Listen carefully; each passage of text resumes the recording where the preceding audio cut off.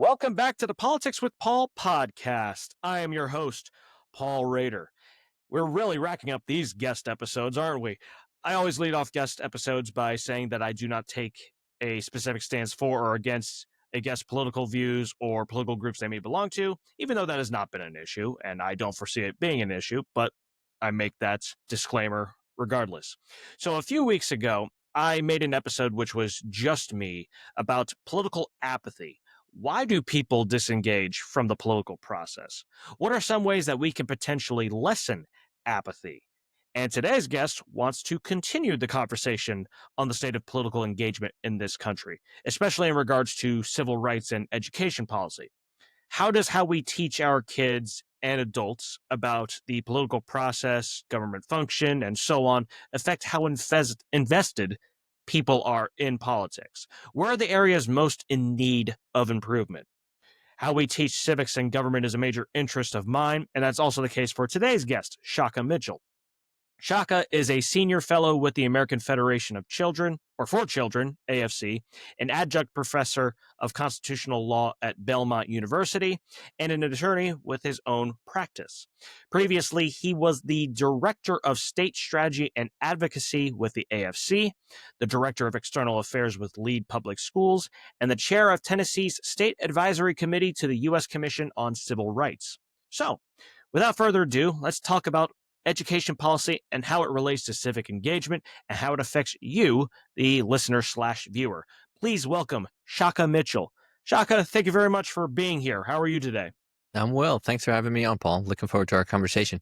Absolutely, me too. And I was really happy to see you reach out after that episode I had on political apathy. Sometimes you wonder, who is this reaching out to? Is this having a real impact? And so when it really resonates with somebody and they want to continue the conversation, it's always a good feeling. Yeah. So let's go back to the beginning for you. I want to give a fuller picture of you and showcase why this topic is important to you. So how did you come to be so invested in the political process and how education policy factors into it? Yeah. Thanks, Paul. So I think that everyone has their own education story, right? And so obviously there are folks like me who work in education, and whether or not that's in the classroom or at an advocacy organization or even as a policymaker, that's fine. But even if you are in a field like healthcare or, um, you know, say banking, or maybe you work a retail job or you're in manufacturing, it doesn't matter. We all have an educational story, right? Because we all, in the process of sort of becoming like fully formed adults, and which is not to say that we're all fully formed. I'm not sure when full formation happens, but education is a major part of that. So, in my case, a big part of my story is that I was raised in New York. I was raised on Long Island. The schools that I was set to attend, my zone public schools, were not safe schools. They were not schools that were academically going to provide what my mom at the time thought we needed. And so we started looking for other options. And I say we, I was 3, 4 at the time, right? So I didn't have a whole lot of say in it. But parents are really the first educators, and so they're looking out to see, hey, what is going to be the education of best fit for my individual child? Because it can even differ within a family. Kids have different needs. I see that with my own kids. So anyway, all to say, we found a school that worked, and I think that my folks just really drilled into me from the beginning that education was the surest way to attain whatever your version of the American dream is. And I really bought into that. When I was in college, I really got invested in education policy. I was a political science major. I think you may have been a political science major also, or I maybe was might have indeed. studied that. Yeah. And so, I got really interested in education as sort of a matter of first principles, really thinking about like, hey, it's cool. I want to talk about our criminal justice system too. But by the way, if we don't fix education, I think criminal justice is actually often a downstream effect of a broken education system. And that's really kind of how I got engaged. And yeah, I've been really fortunate to work in a number of different organizations that advocate on behalf of high quality education for all kids. I mean, that's fantastic. And yeah, just like you said, education policy, it just feeds into so many other aspects of society. So, I mean, obviously, it goes without saying that education policy is important, but sometimes even the people who think that school is boring or anything like that, it's just like, but you do enjoy learning about something. We all enjoy learning about something. It's a Yep. critical part of human development. So definitely agree with that. And so let's go more into this early development of education.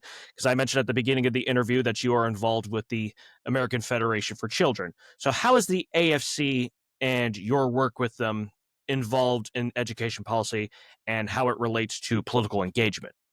Yeah, for sure. So at AFC, we like to say that we are the national voice for school choice.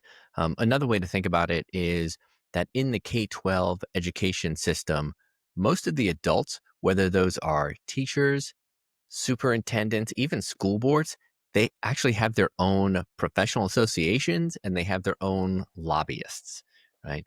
Um, but what about the most important group in the education system? I would say that's students, right? Students and parents don't have lobbyists who are going to a state capitol and speaking on their behalf and sort of checking in with them constantly to see, hey, what policies make sense for you. And so, we've worked in dozens of states over the years to pass laws that um, give options to families so that they can find the best educational fit for their children. And in the past 5 years, there's really been an explosion of these programs around the country. Even I think since 2021. Someone has said that it's been the year of school choice, and that just keeps happening. So I think we're now in a four-peat. Um, I don't know that that trend is going to stop anytime soon. Uh, you just had a federal tax credit program that passed. And so, anyway, that's kind of how the American Federation for Children is engaged in passing laws and constructing those. But another thing that we're doing is we're informing parents because that I think is a major piece, and that speaks to the sort of civic engagement and political engagement. People need to know, how are the schools doing in my area, right? Just really, let's be transparent with data. Um, how do my elected officials think about schools and education and access to high quality, schools, or even if it's homeschool or micro schools, whatever. And so we do a lot to inform parents of the programs that are in their cities and states. And then we also have allied organizations that inform voters about candidates' positions on educational choice. And I think that's a really important piece of political engagement. Gotcha. So it's mostly just focused on school choice. Your work then. Well, at AFC, yeah, we are a single issue, which I will say I appreciate in that we're a nonpartisan organization, right? We're focused on school choice. It's what we care about because that is the issue that we're sort of charged with. Making sure the kids have access to whatever education kind of best meets their needs. Now, what we have learned, and I think you and I will talk about a little more, is we've learned that there are some other like ancillary effects of both choice, but also just high quality engagement. And I'll tell you a little bit later about some stuff, some work that we've seen on civic engagement and how the two things kind of correlate. Gotcha, and I'm looking forward to it. Well, let's expand a little bit more on the work, because obviously it's not just AFC that you work for. I mentioned also that you are a professor at Belmont University and also a lawyer with your own practice. So how do you use your work in those fields to facilitate this education policy and political engagement? Yeah, that's a really good question. I think that whether I'm facilitating meetings or teaching, I think it's really important that group members or class members, whomever they are, that they appreciate perspectives that are outside their own. And, by no means am I like some postmodernist or kind of relativist. I don't think that every idea carries the same amount of uh, value or truth, right? I don't believe that. Um, that being said, increasingly people are stuck inside their own echo chambers, Hmm. and that can be really problematic. There's an author, a sort of thinker, Renee DiResta, who's got a great phrase for this. She calls it bespoke realities. And this idea that given the way that we're targeted, say online and by these kind of now AI algorithms, um, it's possible for two people within the same organization, even within the same family, to have totally different news feeds, Hmm. right? And a totally different impression of what's happening in their city, state, country, or even globally. I, I would say that that's not healthy, Yeah. right? It's not that we want some kind of monoculture. It's that we want to have the ability to hold multiple ideas in our brain simultaneously, and then have the skills to evaluate the veracity of those ideas. And so I think that's something that I'm always trying to bring to conversations, is to sort of say, hey, let's not sign on so quickly. Let's really stress test an idea. Even the ones that I advocate for, fine, like pressure test them. Let's talk them out, because we want to make sure that we're coming up with a product or a policy that works really well and that's thoughtful. Um, and the only way I think we're going to do that is to be in dialogue with one another. So, I think it, we don't want a society that is so insular that it becomes like, you know, provincial. We want to um, have exposure to different ideas. Um, and I'm someone who thinks that exposure doesn't mean indoctrination, right? I think it's there. That's kind of the balance that we're looking for. Yeah, and I think there is just that whole yeah. You can point to some parts and say arguably okay, yeah, they're just trying to force feed their opinion Sure. down your throat, but at the same time, I think a lot of people use that as an excuse to say, oh, this is indoctrination, so don't listen to it and just listen to what we have to say. And yeah, I think education policy. I mean, obviously, there's a lot of things that can improve on it. There's always room for improvement, but I think in particular, education policy really needs to, and this is not just for politics, for anything really, is just really tell people how to be better about how to evaluate all the information that comes through. Because, like you said, not every bit of information is equally good. Some of it is just bad. But how do you determine what's bad? That's How right. much of it is subjective and objective? And I think that's something in particular that really needs to be improved on when it comes to education policy. Actually, that just made me think of, since you are a professor, have you, whether it's your students in particular or students that you've seen at Belmont University, have you seen that be a particular issue with any of your students, especially when it comes to constitutional law? I think a lot of people have a specific idea of Yeah. what the Constitution means. Is it original intent? Does it also change with the times to some extent? What do you think about that?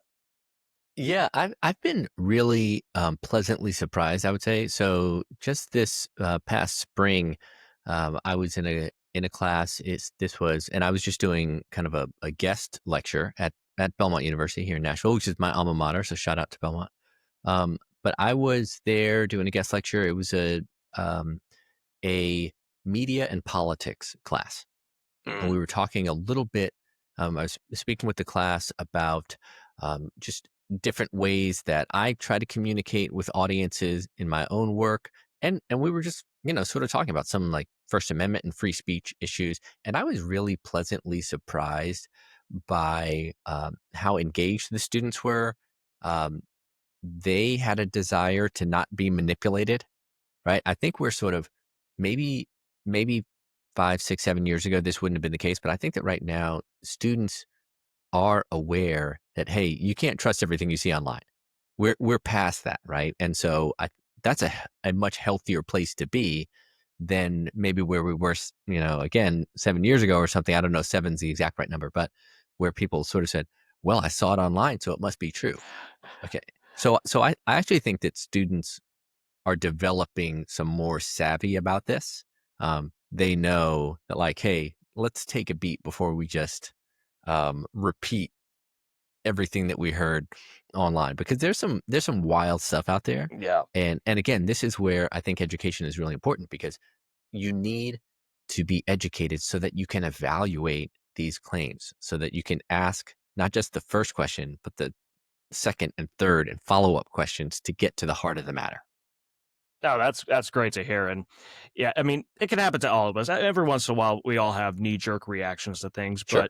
but that is great to hear that younger people are becoming a little bit more, a healthy skepticism. Don't want to get to the point where you're absolutely cynical, which, admittedly, sometimes I step over the line and get a little too cynical instead of skeptical. But at the same time, unfortunately, there's just so much nonsense out there that you really got to be careful. And I know, like when I was younger, when I was doing my bachelor's degree, and just before I started doing my master's, was I actually was just talking about this with my guest last week, briefly. It was just this whole, especially on Facebook and Twitter, these neatly packaged videos that have a clear slant one way or another, and people just share them without a single thought because, oh, well, this I agree with this, so it must Right. be true. But and Right. that's great to hear that you personally have encountered a lot less of that. Yeah. So more on those biggest issues that we have with education policy. So a little bit more of the. I mean, you pointed out something that is really positive to see, but talk about areas that we can improve. So, what do you think are, let's say, 2 to 3 of the biggest issues with education policy in our nation's schools as it pertains to political engagement or lack thereof? And what are a couple of ways that you think that we can fix them? Hmm. Hmm. Yeah. When I think about lack of engagement, when it comes to schools, I think a lot of it is, well, I think there's unfortunately this like symbiotic relationship where, in many places you do have lack of engagement and I'm going to say in the public school system. Um, but I would suggest that much of that comes because the system hasn't been responsive to parents when they do engage. So you kind of get this, uh, what I think is a pretty natural response, right? If I'm a parent and I bring my complaints to a school, and the school sort of, you know, documents it, and as soon as I walk out, it seems like it just crumples it up and throws it in the waste paper basket. Well, I'm not going to come back a second time, right? The problem is in many places, if families don't have an option, well, they have to continue to send their child back to that school, but they don't. But it's not being responsive. So, I think that that's kind of a big issue, right? And so, this lack of responsiveness to parent need, customer need, if you want to put it in those kind of economic terms, that's a major issue. Another thing I'll say is I think that um, there can be a bit of apathy, on the part of not just parents, but even community members and taxpayers when it comes to schools, because you hear all the time, "Oh, schools are underfunded." But I would say you hear a lot of that, and then when you poll people and say, "Hey, how much do you think your neighborhood public school gets per pupil?" And people routinely say, "I don't know, $3,000-$4,000 per pupil," and they are off by 400 or 500%. Oh, wow. Right? I mean, a schools in my city. I'm in Nashville. If you now count capital costs, so facilities costs, you're up around $22,000 per pupil per year, right? So each student, if you take capital costs out, you're still around $15,000 per pupil per year. I don't think people realize that, right? If you said to a parent, "Hey, students attending that high school, every student attending that high school basically carries with them $15,000 at the beginning of the school year. And by the way, the average ACT score at that school is a 14." I think people would you'd see hair on fire. Yeah. But I think we're not really transparent about that. And so people can't really evaluate the ROI. And so I think that's a major issue. So I think that lack of transparency, can lead to sort of apathy, and then you're just in this downward spiral. So actually, we tend to spend more money year over year in public schools, and the results stay basically flat. Um, we wouldn't really tolerate that in other sectors, right? So that's a major issue there. Right. And I mean, I mean, partly because, when you're talking about college, you have a much clearer number of dollars that you can point to say, okay, this is what it's costing. It's not so easy to get it with public schools. And one thing I try to really For sure. emphasize with my work is more on this transparency is when it comes to state and especially local government, which you're talking about schools, a lot of it is local government related. Yep. It's really difficult to find information, even for you and I who are invested in this kind of stuff. We're involved in politics. It's hard for us to find this stuff. And if it's hard for us to find it, how can we expect regular people who have all sorts of other things to worry about as well? Their Yep. work is not in politics. How can we expect them to be able to find this stuff easily? So I definitely agree with that point. And I also want to get your take on, excuse me, on something my guest last week, Alex Vassar, he's with the California State Library. Yep. He told me that's really stuck with me, and I want to see if you see it the same way or basically what your opinion on it. But basically, he said there's been a shift over time from teaching civics to teaching government, and the primary difference being civics focuses on how the political process involves you, the citizen, but government focuses on them, the government itself. And so teaching the latter can sometimes be just kind of rote and just facts based with less direct application to the public. And it's contributed to this political disconnect for a lot Mhm. of people. So, what is your take on that? Do you agree? Do you think that that is a major contributor to the political disengagement we see today? Yeah, it's an interesting way to frame it, the difference between, um, teaching civics and teaching government. Let me give the big disclaimer here that I am not an expert on curriculum. Um, I I will say though that in the past 15 years, you've seen people at the K-12 level and in higher education start to have a take a very different approach to free speech in the academic context than they did, in the prior, I don't know, 300 years, right? And so you see people talking about speech in more weaponized terms. And listen, there is certainly a category of dangerous speech, right? Whether it's threats, et cetera. I mean, it's something um, that every lawyer has had to study. But the rise, what I'm thinking about are things like the rise of safe spaces on campuses, and the idea that you've got to give a trigger warning to a class of high school or college students before discussing facts about the Civil War. Like, I would say that that's not constructive to students, right? Students can wrestle with tough topics that are presented appropriately, in an age appropriate way, explained in a way that's thoughtful, but um, in a way that's not sort of attempting to indoctrinate them. So I think that regardless of whether or not we're talking about civics or we're talking about government, I think that there's been, to me, that's been the undercurrent that has really changed the dynamics, is because um, you've had this rise of folks saying, well, if I hear something that I disagree with or don't understand, then that's doing harm. And I and that's a very different way of thinking about lessons than we used to. Again, there is a category of like actual dangerous speech that I think we need to be wary of. But yeah, it's an interesting frame that Alex kind of presented, and yeah, I'd like to think more about that. But there has definitely been a shift in the past 15 years for sure. Yeah. Yeah. And we can talk more about like that.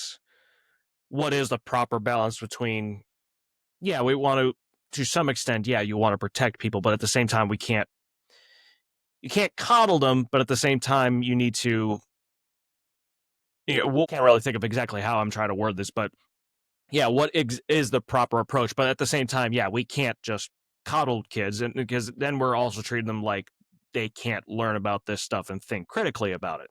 So Yeah. I could definitely agree with that point. So Yeah, I is mean, I think we want to be yeah, respectful, right? And hmm you want to have classroom dialogue that's respectful. I mean, yeah, I wouldn't tolerate that in a class if people were, if students were being disrespectful hmm towards one another, right? So that civil discourse is super important. Um, yeah, but just because we disagree, I mean, um, man, if you want to disagree with people, it's not that hard. Walk into a political science class, or walk into a philosophy class, or walk yeah, into a religion class, right? Um, uh, and oftentimes the people who disagree the most heatedly are the ones who are actually pretty close in opinion, right? It's on mhm, some really small kind of niche, uh, nuanced, use of language or something. So yeah, anyway, there's got to be a way that we can do those things. Um, I will say there's a stunning lack of understanding of how the government works. So I don't yeah. know how this plays into what Alex is talking about, but I saw just the other day that a gentleman running for Congress where I live in Tennessee was getting he took to X, formerly Twitter, to say that he thought it was unfair that one of his opponents could run for the office, and she doesn't live within the district. Well, um, he can think, and he sort of presented it as if it was this big conspiracy. Well, that has been settled law that you can do that for decades. Right? It's not. I mean, now I'm not saying it's best practice. It seems to me that yeah, you should want to be represented by someone who um, lives pretty close. Um, but like, them's the rules, and he was sort of presenting it. What it said to me was, oh, you actually don't understand how this system works, yet you want to, represent a big part of this district. Yeah. So we could use a lot more understanding, even on the part of elected leaders. Yeah, and I do. It does seem very often that the people who are loudest about these kinds of things are the ones who tend to think they understand more than they actually do. And yeah, to some extent, we all think can realize, oh, this thing I didn't understand about government. Oh, it's actually this way. But yeah, there are a lot of people that just have this whole. This is exactly how government works. I figured it out. I'm right. Not going to listen to anybody else. And just this whole like what you talked about earlier with this disagreement is basically disrespect. There's this whole politics has become. I don't expect people's political views to not be a big part of who they are. I get that, Sure. but when it's just like the thing that people lead with, and when you have a disagreement, that is you consider that an existential threat to your existence. That's a serious grievance of mine that hopefully I'm trying to make that just a little bit better, that whole bit of dialogue in that respect. But is there a state or local area, any area in particular that you think handles education policy well in regards to enhancing political engagement? Yeah, I don't know that I would say that there's an entire state because, so much I would say on this front, the political engagement front really happens at the local Right. level. Um, that being said, I turn to two things. I mean, there's some folks at um, an organization called the Daniels Fund, and the Daniels Fund started the National Civics Bee, right? So like a spelling bee, but it's a civics Oh, bee, and nice. that has now moved to, I mean, I think a majority of states now have one, which is pretty cool.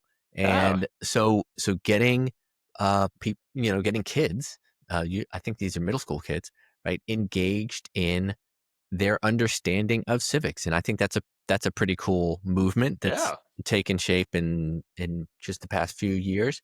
Um, another thing that I would point to is there's a researcher out of University of Arkansas. His name is Patrick Wolf, and Patrick has done some really interesting work on the civic effects of school choice programs. And, I work in school choice. And so this is kind of in my space, but he found some pretty interesting things. So for instance, he thinks that there's a relationship between when parents actually have the agency to choose their own school, right? Another way to say that is when parents have the ability to deselect a school, right? To say, hey, that one, school A does not work for my child, but school B does. That actually leads to some other civic engagement, higher levels of civic engagement, right? It kind of makes sense. So that same dynamic that we were discussing earlier, where we said, hey, if you went to your school and they didn't listen to anything you said, well, what would you do? You'd probably just check out. You wouldn't go back. You wouldn't keep going back to the well, right? Because nobody's listening. Well, if if the dynamic kind of flips and you go, oh, actually, when I wanted to make this change, I was able to make this change and find a school that works better for me. It actually, Patrick shows that it leads to higher levels of civic engagement. And so Huh. that's a pretty cool, I think, like secondary effect of some of these choice programs. Gotcha. I like the. Where'd you say that Civics B started? Well, it started from a group called the Daniels Fund, which is based in Colorado. But I Colorado. think the Okay. Civics Bee now is, they're doing it in a majority of the states. It might have spread to nearly all 50 Oh states. wow. I really like that idea. Man, that never even occurred to me. That's, I mean, see, all sorts of things that people come up with that I would have never thought of, if maybe ever, or at least not further down the line. That's really cool. I like that idea. I'll have to look more into that Yeah, it's cool. myself. Yeah. Okay. Yeah. Thank you for bringing that up. Uh, but let's talk a bit more about that.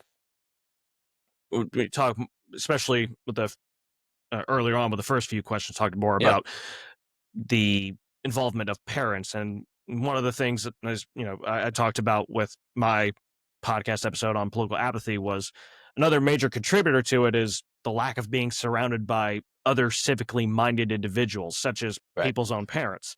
So, how do you think parents can get more involved? And I know you talked a little bit about it, but maybe a little bit more about how parents can get more involved in their students' education to better enhance those students' political engagement down the line. Yeah, this I think is a tricky one, and I say this, as a parent. Um, this one's tricky because in general, kids don't want to hear about political engagement from their parents, right? I mean, I think that's not a new phenomenon. Yeah. Um, I didn't want to hear from my parents, and that's just my guess is that at a certain age, when kids are coming into their own sort of political consciousness, they are less inclined to listen to their parents. So it is what it is. Um, so I might point to two ways that parents could increase their child's affinity maybe for political engagement. And the first would be just to model it, right? And I would say to model things at the local level. Right now, nearly every issue is nationalized. Hmm. So when you look at politics, I mean, um, there might be a local school board race or a local city council race, and people are talking about climate change issues and immigration. And listen, those are important issues. Um, But I assure you that no one on the school board or the city council has any ability to do anything about them, right? So, like, Right. why are we talking about them? So, I think the too many things are just nationalized, and I would say, like, let's model engagement at the local level. Let's do you actually know your neighbors? Let's try to meet them. What are some things that we can do? I mean, this is some of the stuff that Robert Putnam has talked about, kind of the disillusion of these of social cohesion, but more at the local level, not just the state and national level. So that's one thing to model engagement that way. Get involved. I mean, we've got a really fun thing that we've got a this like neighborhood kind of festival that happens in my neighborhood. It's happening this coming weekend. It's called the Tomato Festival, and everybody goes out and whatever. There's a little parade, and people dress up in red and green, and It's like a day and a half, and it's fun, and it's just um, it's a great thing. It feels a little bit more like kind of Americana. Yeah.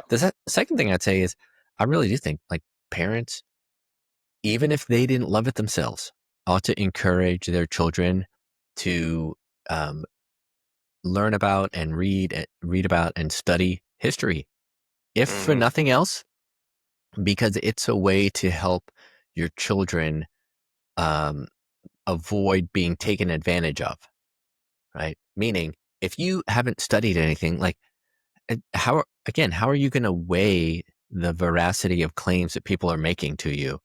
Some of these claims that are just overblown, or these promises that about how economies work, and you go, actually, that doesn't make any sense, right? But what are you going to weigh that against? You can't just do it based on vibes.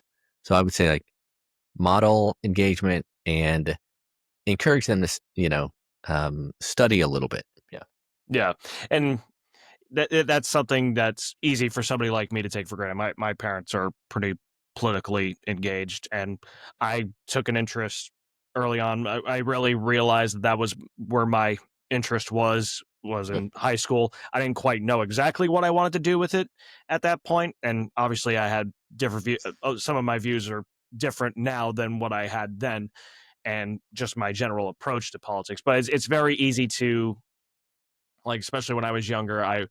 I wondered. I just mentioned this on LinkedIn the other day. It was this whole, if you don't vote, you don't get to complain. I used to believe in that, and it's not. I mean, in short, that's really not helpful. There's a whole lot of other mitigating factors, and Right. also if you beat people over the head with that idea, then I mean, that's not going to make them want to get more involved.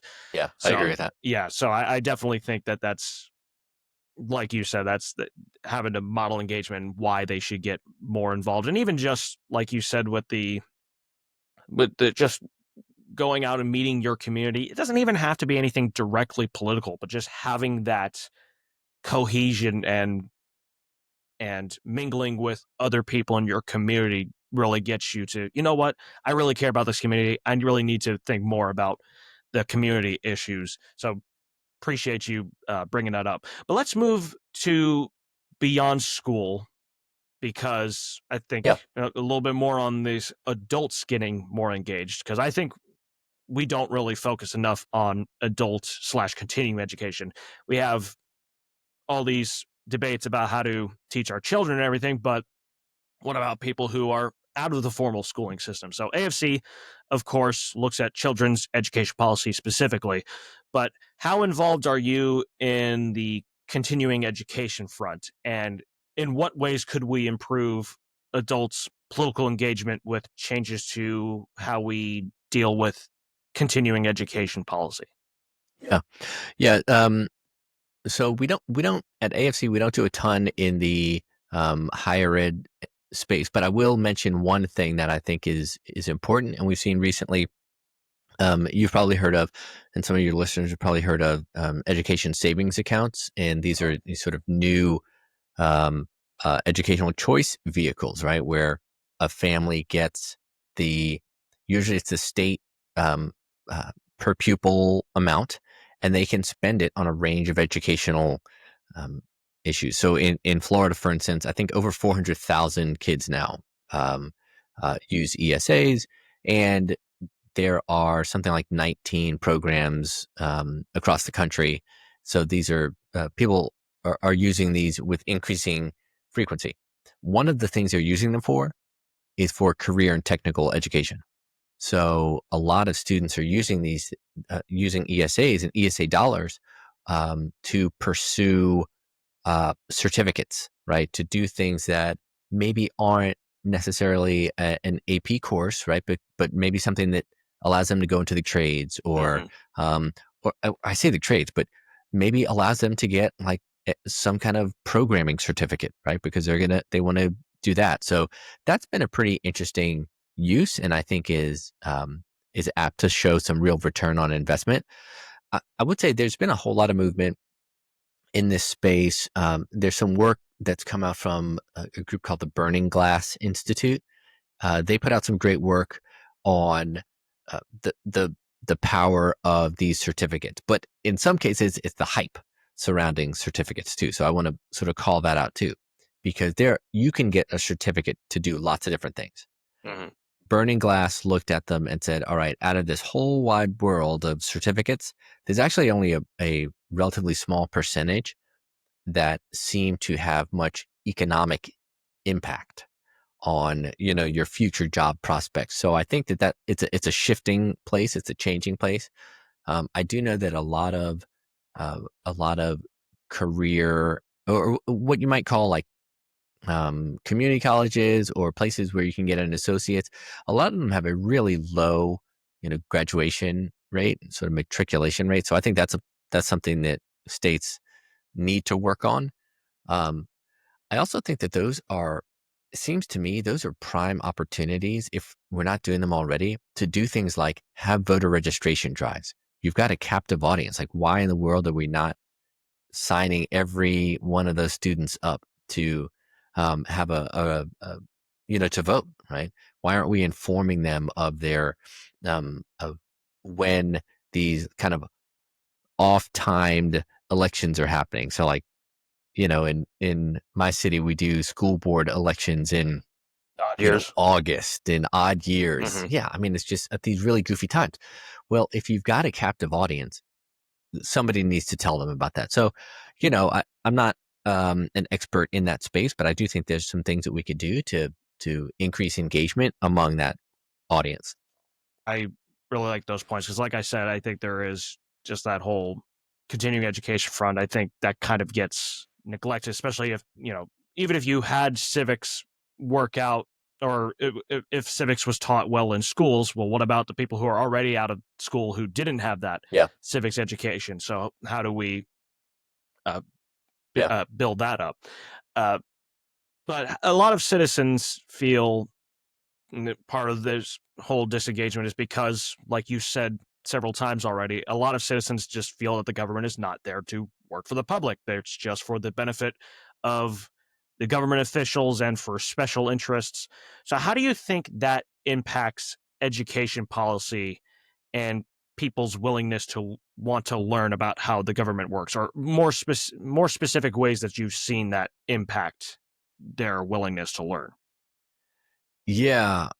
I mean, listen, I think when people are frustrated um, with government systems, um, I think when they are cynical about government's responsiveness, um, they will probably find a sympathetic ear from me. I tend to also be cynical about the responsiveness Yeah. of government. Um, I think in my world, this is definitely something we see in the public education system. I mean, again, I don't want to belabor it, but we've talked a lot about that already. I mean, uh, folks, but I'll give one additional example, and that is, um, people hear about this phrase like special interests all the time. Special interests, and it's amazing that something that euphemism has such a negative connotation. Um, okay, special interest. Special interest could mean that you just want sprinkles on your ice cream, right? That's a special interest. Yeah. But unlike what we really know special interest means, there's no lobbying group for sprinkles on ice cream that I'm aware of, right? Um, so take what I think is one of the most challenging jobs, and also a profession that is really kind of beleaguered, and that's teaching. Teachers, you often hear teachers don't make enough money. Um, they've got a really challenging situation, especially in kind of the years immediately coming out of COVID. I mean, classrooms were just a mess. Classroom behavior was just, you know, um, super challenging environment. Lots of teachers left the profession. So you hear, oh, teachers are uh, teachers don't seem like they are at the um, have the respected status and stature that maybe they ought to. Okay, I can generally agree with that. Um, why then? do the teachers' unions, who ostensibly represent them, bring in hundreds of millions of dollars every year in revenue? Like, where's that? What are they doing? What is their advocacy doing? And I think many teachers end up finding out that, oh, what their unions are actually advocating for is whether or not, and this is a real example, whether or not um, a teachers union position, this is out in Oakland, I believe, was that the U.S. should rejoin the Paris Climate Accords. Okay, well, if you're a third grade teacher in Oakland, I mean, maybe you get really fired up about the Paris Climate Accords, but I bet you're more fired up about um, either your compensation or whether or not you've got the supplies you need in your classroom, right? Anyway, it's just an example, unfortunately, of those groups kind of being out of step with the people that they're supposed to represent. And I think so. When I think about public being frustrated with special interests and sort of disengaging, I think that's a lot of it, because for too long there have been organizations that make a really pretty penny um, by gathering dues, but they don't really represent the people that they claim to. And so I get it. So when people are kind of frustrated, disenfranchised, I get it. But I also think that's why you've seen, um, again, in that example, over the years, I mean, the inclusion or membership in unions across industries is really declining, because I think people are sort of said, like, I don't know if I need a teachers union. I can just like share my thoughts on Reddit and um get my voice out there, right? And so I think people are finding new ways of organizing. I think that's only going to continue in the coming years. Yeah, the point you made about special interests, I was just saying this to a couple of younger guys I had on the podcast a few weeks ago, that they got involved in the Florida legislative process and on several bills, and it was just sort of a joke, but also really there is some truth to it. Is when you talk about special interests, is lobbyists are bad, advocates are good. They're both basically the same thing, but Yeah, lobbyist yeah, just has that I negative hear that. connotation. But you're like, no, no, no, I'm advocating for something. So even Right. though it's really not a big Sure. difference, but yeah, it just kind of made me think about that. So getting more away from the, so we talked about some of the reasons how you've seen citizens disengage from the process, and trying to make this not such a general question, because this is such an open-ended, there's like a million ways that you could probably answer this, Yeah. but what are some ways that it will take to reconnect citizens with the political process in your estimation? Hmm. Yeah, to reconnect. Um, well, I think we spoke a little bit about that local kind of localizing things. I really do think that matters. Um, I'll say I get much more enthusiastic about my local elections where I live than I do national ones, right? Because a national candidates are talking to people maybe around the whole state, maybe around the whole country. Um, and what I'm dealing with is like, um, I mean, real talk. I'm like, can we get our trash and recycling picked up when it's Yeah. supposed to get picked up, right? Um, can we have our, um, I don't know, like our infrastructure maintained in a way that's safe? Because I'm about to have a teenage driver in my house, and I'd like for the bridges to function and work, right? So, like, many of those things are that's the stuff of daily life. And I would Yeah. sort of suggest, like, man, let's go bottom up, right? Instead of getting so frustrated and so hot about whatever the newest national thing is. Not to say those things aren't important. A lot is happening internationally that is important, yes. But I just don't think that we have the capacity to be thinking about 45 national issues simultaneously. Like, Hmm. um, so I really do think that localizing things is is helpful. I recently talked to a friend. She w- she used to be a teacher at a school that I was a part of, and she, I don't know how she got on this thing. Probably she sent an email and they responded back, and next thing you know, she's on it. But she is on this like advisory board on um like transit and traffic calming. Okay, cool. Now, I will tell you, she has no desire to be like the traffic czar of East Nashville. Yeah. You know, she writes, she's doing her own thing. Um, uh, but this is a way for her to be engaged with some other members of the community that are not, necessarily like her. They live in different parts of the city. They have different interests, but they come together and say, "Hey, here's what we see is working where we live. Here's where we have all these, sidewalks that don't connect and lead to nowhere. And here's where, we see that kids are getting injured because they can't ride their bikes to school or whatever, right?" And so I think that's a great like local um, um, I don't know if it's advocacy, but it's a sort of a local way to engage in the political process. And I don't think there's any shame to doing that instead of, um, attending a march on some international issue that you probably aren't going to change a whole lot. So yeah, I really encourage folks to localize a little bit, and I think it's probably have to be much more fruitful too. One of my big issues that I see, I mean, and I have lots of complaints, but Yeah. uh, one of the big things is this whole nationalization of everything, and it almost gets to a either the local stuff just gets thrown by the wayside, or people think that national level, state level people can fix local issues that they really have no power over, Right. or it's just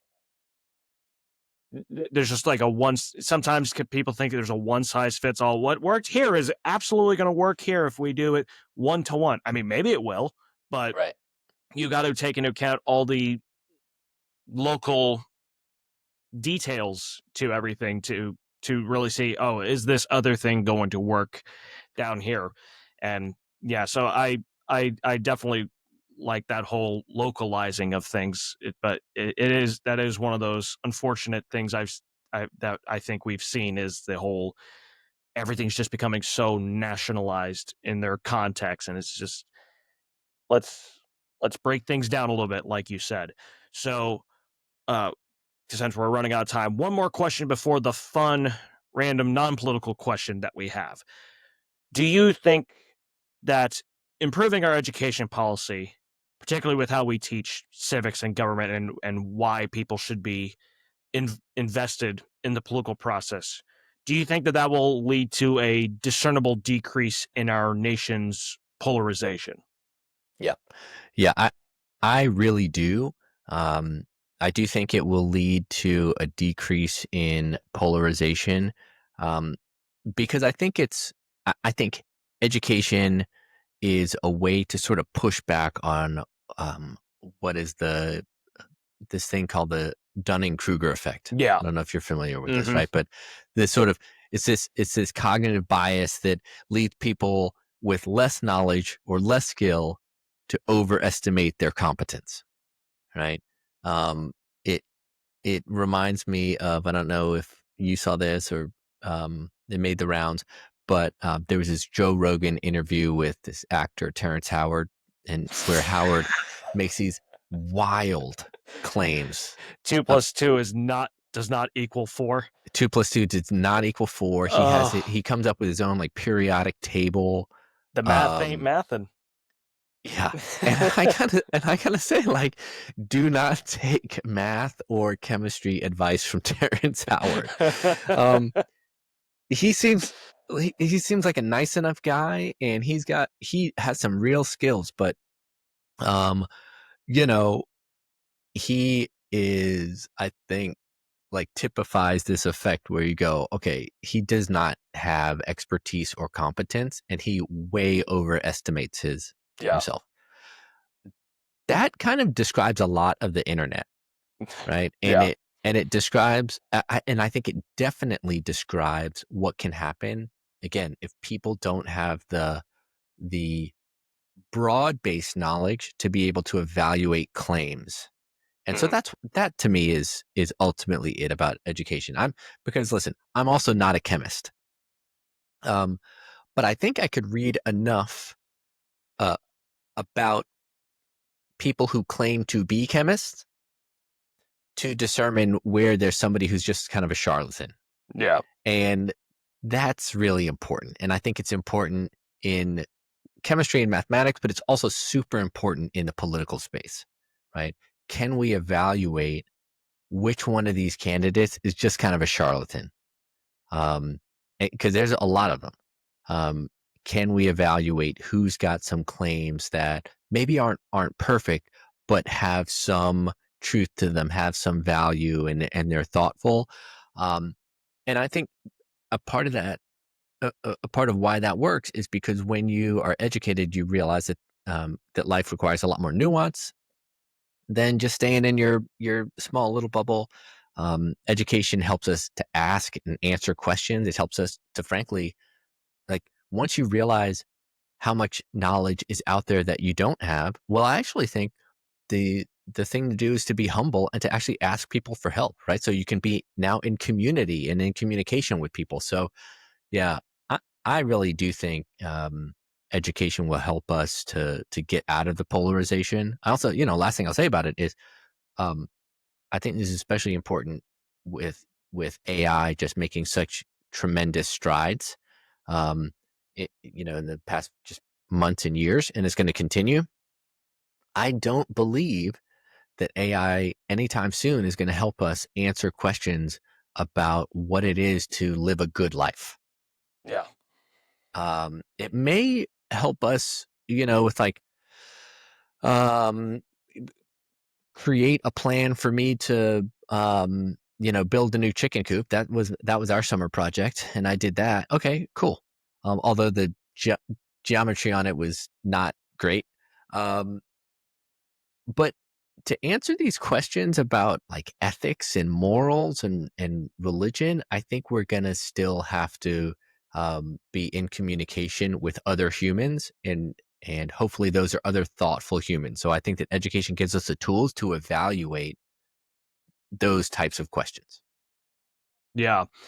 And I think as obviously as much as we value open mindedness, and you should be open minded, if somebody has the attitude of, well, I've figured everything out and my worldviews explain everything 100%, you probably don't need to listen Probably to not. them. So, Probably not. Yeah. Yeah. That's and right. unfortunately, I feel like there's a lot of those kinds of grifters across the political spectrum right now. But yeah, yeah, great points. Well, So, and oh and yeah, go you and ahead. I are both podcasters. We both have, but there is this unfortunate trend right now that sort of feels like uh that by purchasing a microphone, it means you know everything. Yeah, And right. And and so I think we want to not be that guy. And I find that, like, reading about other people, learning new things helps me to, I hope, to not be that guy, because I realize, oh, there's a pretty big world out there, and nobody's got the capacity to know it all. yeah, and some of the ones that where it's just me, I sometimes have to refresh my memory or be like, I want to be sure that I have that correctly, and that's partly also anxiety. I'm like overly worried about, wait, do I have this one minor detail wrong that might not actually be that important, but I still try to Sure. keep it as accurate as possible. But yeah, I still got to make sure I'm researching things, and in case there's a point that I didn't even think about, like, oh, I can also teach people this, and then sometimes I learn something new about a topic that I had a pretty good grasp of, but then there's something else that I'm like, oh, I didn't know that. That's a good thing to put in there. So Yep. definitely Yep. agree with that. So as much as we could keep this conversation going on and on and on, we are obviously don't want to keep you too much longer. So we're going to go ahead and get to the fun random question of the day. So for Okay. anybody who's new to this podcast. At the end of each episode, I end with a fun, non-political question to change things up a bit, make things a little bit more varied, and variety is the spice of life after all, and let our listeners hear another side to the guests. So, Shaka, today's random question of the day is, besides where you were actually raised, assuming you like the place, which sounds like you did, or you do, where is a place you think would have been cool to grow up? Hmm. That's that's a good question. A place that would have been cool to grow up. I always thought so. I was raised in New York, and then I went to high school in like in Powder Springs, Georgia, outside Marietta, which is outside Atlanta. Um, I always thought that it would have been really, really cool to grow up in California, sort of like Southern California, you know, San Diego, West Coast surfing, learn to surf. Yeah, I have no idea how to surf. I always thought that that would be a pretty cool and very, very different experience from the one that I had grown up in New York. I gotcha. Yeah, that I could definitely see that too. I I love my state for all its flaws, Florida. So I would pick. There are several places I would still love to have grown up. St. Augustine. I don't know Mm. if you've ever been to St. Augustine. Yeah, yeah. That's an incredible place. I love that place. My family and I have gone there like 4 or 5 times now. So definitely there. I have a lot of family up in Virginia, so I think that could be cool to have Mm. grown up in. And I've not actually been here or been there, but the Pacific Northwest, like the Seattle area, I have a Yeah. sort of fascination with that whole ambiance, especially because my favorite band of all time is Alice in Chains, and Mm. they were originally part of that Seattle grunge scene. So Yep. being around that in its heyday, I was born in '93, so I would have been a little young for that, but just that there's just something about that Pacific Northwest vibe that is really intriguing to me. So those are several places I that would have been cool to grow up in. But Yeah, I like it. I am glad that I grew up in the Tampa Bay area though. Yeah. Yeah. Yeah. Great question. Yeah. California would have been a that's probably top of my list. I don't know that I would want to live there right now, but I think it would have been fun to grow up there. Yeah, I gotcha. Well, Shaka, I want to thank you very much for being on here. Actually, real quick before I close out, any other media or works that you would like to share? Yeah, thanks. If folks want to check out more of my work, I've got a Substack, and it is appropriately named Shaka's Substack. So not super original, but very easy to Alliterative. find. Yeah, that's right. And yeah, and so you're welcome to check that out. And thanks for the conversation. Really appreciate it. Yeah, no, absolutely. So I'll go ahead and put a link to the Substack. I believe you also did a TED talk, right? I sure did. Yeah, I did a TEDx Nashville talk. Yeah. Okay. So I can put a link to that in the show notes when this episode comes out. And then for my links, my Facebook, Paul Rader, author and speaker, my LinkedIn, my medium.com profile, right on political science from time to time, my Matchmaker FM profile, if you want me as a guest on your podcast or you want to be a guest on this podcast, my email, paulraderwrites@gmail.com, my website, my 5-day educational email course about some of the mistakes we make when trying to depolarize the political climate, why we make those mistakes, and how we can fix those mistakes. And I believe that's it. So, once again, to all of you listening and viewing, thank you so much for tuning in. And until next time, take care.